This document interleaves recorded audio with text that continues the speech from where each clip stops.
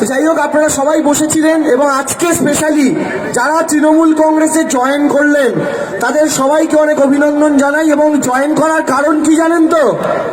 বিজেপিতে থেকে এরা বুঝেছে গরুর দুধে সোনা পাওয়া যায় না, তাই চলে এসছে।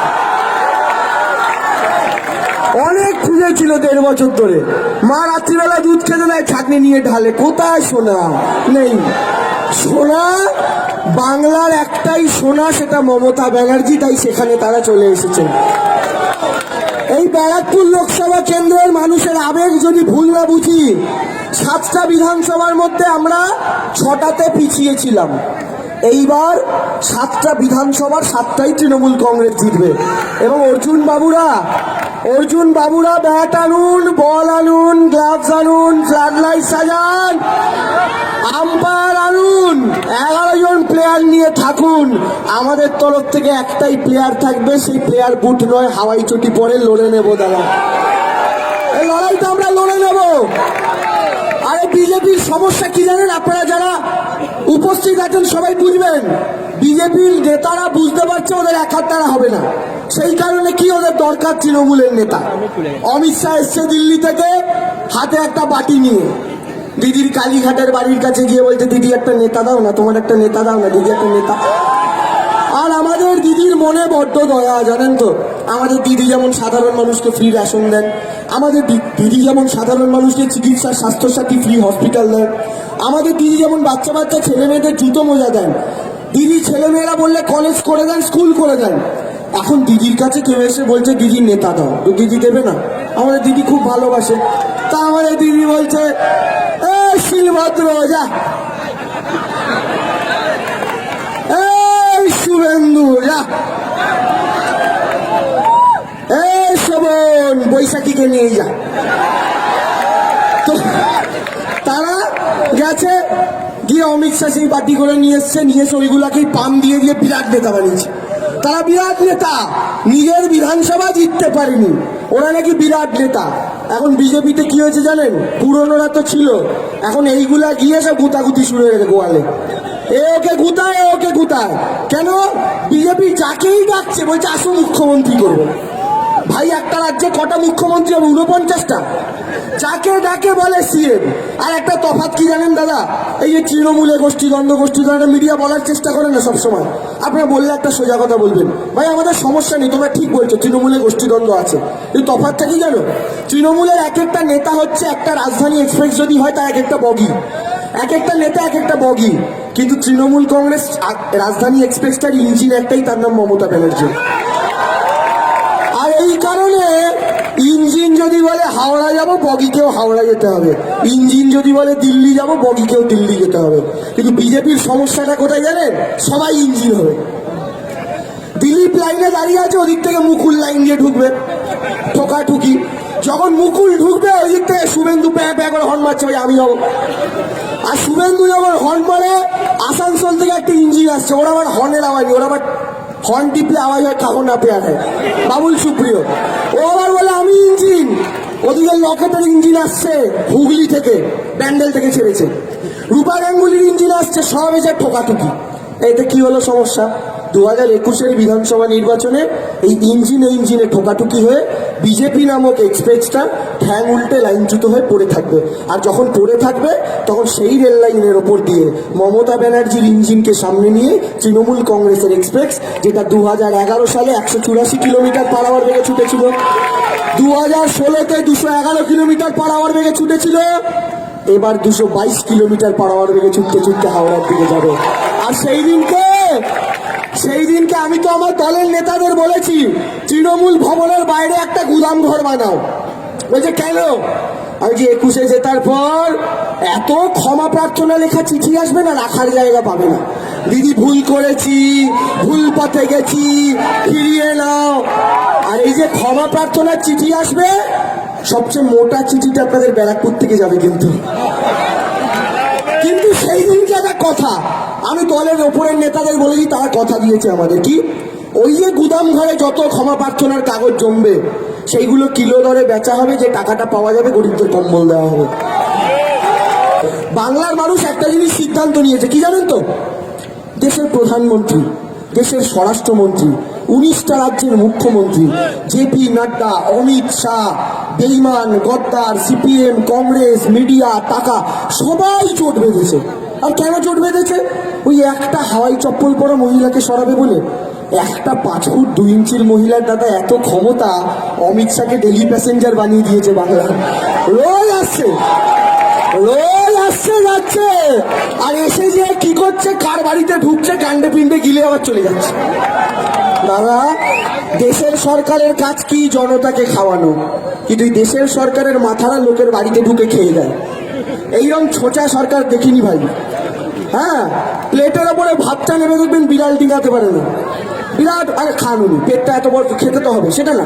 আর আমরা বাংলার মানুষ, আমরা অতিথি আপ্যায়ন করতে ভালোবাসি। আমরা বলি বাসুদেব কুটুম্বকম, আসুন খান। কিন্তু দাদা, আপনি জঙ্গলমহলে সেই আদিবাসী বোনের বাড়িতে যারা পিঁপড়ের ডিম খেয়ে থাকতো, তাদের বাড়িতে আজকে 1500 টাকা কিলো পোস্তর বড়া খাচ্ছেন। দেরাদুন রাইজের চাল খেয়ে বলছেন দিদি নে কে বিকাশ কা কাম কি হয়। এই বিকাশটাই করেছে। পিঁপড়ের ডিম খাওয়া লোকগুলো সরু চালের ভাত খাচ্ছে আর আপনাকে খাওয়াচ্ছে।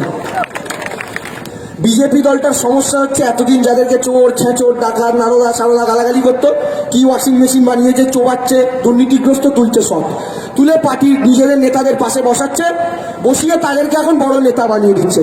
বাংলার মানুষ বলছে, ভাই তুমি তো তোমার পার্টি অফিসে ভিডিও ফেলে দেখিয়েছিলে শুভেন্দু টাকা নিচ্ছে, মুকুল টাকা নিচ্ছে, শঙ্কুদেব টাকা নিচ্ছে, এইদিকে আমাদের শোভন চট্টোপাধ্যায় টাকা নিচ্ছে। আরে জানেন না, আমি টিভি চ্যানেলে যেতাম, বিজেপির নেতাগুলো ব্যঙ্গ করে বলতো, দেবাংশু তুমি বেশি কথা বলো না, তোমাদের নেতারা তোয়ালেতে মুড়িয়ে টাকা নেয়। শোভন চ্যাটার্জির কথা বলেছিল। সেই দিনকে আমি গিয়ে বললাম, বন্ধু আজকে আর কোনো কষ্ট নেই বলো, কারণ আজকে তোয়ালে গোয়ালেতে চলে গেছে, তাই না? এখন তোয়ালে গোয়ালে চলে গেছে, তাই আমি জানি না তোয়ালেটা উনি রেখে গেছেন না নিয়ে গেছেন সাথে, কিন্তু এখন কিন্তু খুব ভালো। এই বাংলার মানুষ তো দেখছে। আর একটা কথা দাদা, এতদিন টিভিতে কি শুনতেন? বিরোধী আর মিডিয়াগুলো কি বলতো? তৃণমূলে তো একটাই পোস্ট, বাকি সব ল্যাম্প পোস্ট, বলতো না? মানে তৃণমূলে একজনই নেত্রী, বাকিদের তো কোনো গুরুত্বই নেই। আর বড় নেতা কোথায়? আর আজকে দেখুন, রোজ খবর করছে তৃণমূলের এই গুরুত্বপূর্ণ নেতা বেরিয়ে গেল, তৃণমূলের ওই বড় নেতা বেরিয়ে গেল। তো দাদা, এতদিন সব ল্যাম্প পোস্ট ছিল, এখন সবাই পোস্ট হয়ে গেছে, তাই না? সব গুরুত্বপূর্ণ, তাই না? এই 2 নম্বরই কেন? তাহলে বলুন সেদিন ঢপ দিয়েছিলেন, আর নালে বলুন আজকে ঢপ দিচ্ছেন। আমি একটাই কথা বলি ভাই, তোমাদের কথাটাই মেনে 1000টা ল্যাম্প পোস্টে যদি পড়ে যায়, আমাদের পোস্টটা তো দাঁড়িয়ে আছে, গোটা বাংলাকে আলো দিচ্ছে, অসুবিধা কোথায়? অসুবিধা কোথায়? আর এই হাওয়াই চটি পড়া মহিলার নেতৃত্বেই এই প্রত্যেকে বাংলার মানুষের চপের আঘাত খাবে এই লোকগুলো, যারা আজকের দিনে দাঁড়িয়ে বেইমানি করছে। কারণ বাংলার মানুষ একটা জিনিস বিশ্বাস করেছে, এই একটা রোগা মহিলা বাংলার মানুষের জন্য কাজ করতে করতে চিন্তায় মহিলাটার শরীরে আর কিছু বেঁচে নেই। আমাদের কথা না ভেবে, আমাদের কথা ভেবে, নিজের কথা না ভেবে, এই 65 বছর বয়সে যেখানে করোনার রিস্ক সব থেকে বেশি, নিজের জীবনের তোয়াক্কা না করে ঘুরে বেরিয়েছে হাসপাতালে হাসপাতাল, যেন আমরা চিকিৎসাটা ভালো পাই। এই মহিলাটা শুধুমাত্র আমাদের জন্য লড়ে গেছে। আর এই মহিলাটার পিঠে আর কত ছুরি মারবি রে তোরা, কত আঘাত দিবি? আর তো তার শরীরে ছুরি মারারও জায়গা নেই। সিপিএম মেরে মেরে শরীরের হাড়গুলো ভেঙে দিয়েছিল, আর তোরা বিশ্বাসঘাতকতা করে করে মহিলাটার মনটা ভেঙে 1000টা টুকরো করে দিয়েছিস। কিন্তু একটা জিনিস জানেন তো, যার কেউ থাকে না তার ভগবান থাকে। মমতা বন্দ্যোপাধ্যায়ের জনতা জনার্দন আছে আর ভগবান আছে। আর ধর্মের কল যখন বাতাসে নড়বে না, সেই ধর্মের হাওয়া প্রত্যেকের চাল চুলো এমন ভাবে উড়িয়ে দেবে, অমিত শাহের মতেও আমেদাবাদে নিয়ে গিয়ে ফেলবে এই ঝড়। আর সেই ঝড়ে কেউ ইয়ত্তা পাবেন না দাদা। আজকে বড় বড় কথা বলবেন না, তৃণমূল কর্মীদের হুমকি দেবেন না। আমরা জানি তৃণমূল কর্মীরা যখন সবুজ আবির মেখে মিছিল করবে রেজাল্ট বেরোনোর পর, এই আপনাদের হুমকি দেওয়া মালগুলো সবুজ আবির মেখে আপনাদের সাথে যাবে, দেখবেন। সেই দিনকে তাদেরকে আবিরের সাথে একটু গোমূত্রও খাওয়াবেন। ভাই বিজেপিতে থেকে খেয়েছিস, তারপরে তো করোনা হয়েছে। দিলীপ ঘোষ কি বলে গোমূত্র গেলে করোনা হবে না। আরে ভাই তুমি খাওনি, তোমার হলো কি করে? লকেট দিদিকে খাওয়াওনি। আরে তোমরা 2 চামচ খেলে তোমাদের নেতা অমিত শাহকে 4 লিটার খাওয়ানো উচিত, ওইটারও 2বার করোনা হলো কি করে? তার মানে গোমূত্রে করোনা সারে না, করোনা সারে ভ্যাকসিনে। যে ভ্যাকসিন আমাদের দিদি প্রত্যেককে বিনা পয়সায় দেবে বলে ঘোষণা করেছেন রাজ্যের সমস্ত মানুষকে। আপনারা সিদ্ধান্ত নিন, আপনারা গোমূত্র চান না ভ্যাকসিন চান। ভেবে দেখুন না, মমতা ব্যানার্জি পরিশ্রম করে গেছেন রাজ্য জুড়ে, নরেন্দ্র মোদী পথে নামেননি, রাস্তায় নামেননি করোনা, কিন্তু 15 দিন পর পর উদয় হয়েছেন টিভির সামনে। কি একদিন এলেন, মেরে প্यारे भाइयों बहनों, शाम को 5 बजे छत पे आओ, তালি বাজাও, থালি বাজাও, ডান্ডা বাজাও। এই কিরে ভাই, তালা বাজালে থালি বাজালে উড়ে যাবে করোনা। কে আবার দেখি কাসর ঘন্টা নিয়ে বাড়ির কোনায় কোনায় ঘুরছে, ভাবে এই আওয়াজে চলে যাবে, খুব ভালো কথা। আবার তিনি 15 দিন চুপ, কোনো কথা নেই। আবার আমাদের দিদি পরিশ্রম করছেন, জেলায় জেলায় মিটিং করছেন, কোন হসপিটালে বেড দরকার, কোথায় ভেন্টিলেটর দরকার কিনছেন, স্যানিটাইজার কিনে আনছেন, মাস্ক কিনে আনছেন, পিপিই বানাচ্ছেন। আবার বাবুর উদয়। मेरे प्यारे भाइयों बहनों, रात को 9 बजे छत पे आओ, दिया जलाओ, मोमबत्ती जलाओ। ও বা, উনি বলে বিজেপির কর্মীরা, তো ওনারা ডবল বলে যে মোমবাতি জ্বালাতে আমার বাড়ির পাশে থেকে নেড়া পোড়া করছে। কে রকেট জ্বালাচ্ছে, কে তুবড়ি জ্বালাচ্ছে, কে রংমশাল জ্বালাচ্ছে। আমি যে ভাই, কালী পুজো শুনেছি, করোনা পুজো বাবার জন্মে শুনিনি। ধুমধাম ফেটেছিল না সেদিন চতুর্দিকে? তা আপনারা বলুন, এই মূর্খ দলটা করোনার সময় যেখানে প্রত্যেকের শ্বাসকষ্ট হচ্ছে, যেখানে দাঁড়িয়ে পরিবেশ দূষণ কমানোর জন্য কালী পুজোয় বাজি ফাটানো নিষেধ করা হয়েছিল, ওরা মোমবাতি জ্বালানোর বদলে বাজি ফাটাচ্ছে। বাংলায় ক্ষমতায় এলে বাংলাটাকেও তুবড়ি ভেবে জ্বালিয়ে দেবে। তাই বুঝতে পারছেন তো কি করতে হবে আপনাদেরকে। বিজেপি, তাহলে আপনি বলবেন 200 কেন বলছেন? কর্মীদের পাম খাওয়াতে হবে তো। মেলায় গেছেন এখানে কেউ? সবাই মেলায় গেছেন তো? মেলাতে দেখবেন একটা মিকি মাউস হয়, বাচ্চারা চাপতে ভালোবাসে, উঠে লাফায়। মিকি মাউসটা দেখেছেন? যখন মেলা শেষ হয় কোনোদিন যাবেন, যখন হাওয়াটা খোলে না পিস করে, দেখবেন ওই মিকি মাউসটা যেটা এত বড় লাগে, ওই মাটিতে পাপোচ হয়ে পড়ে থাকে। বিজেপির নেতা কর্মীদের ওভাবে হাওয়া খাওয়ানোর জন্য 200 বলে বিরাট উঁচু করেছে।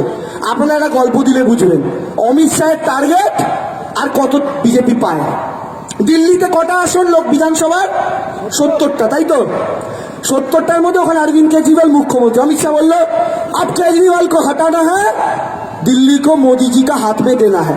সব কর্মীদের কি উল্লাস, হ্যাঁ বলে দিয়েছে হবে। কটা সিট পাবে?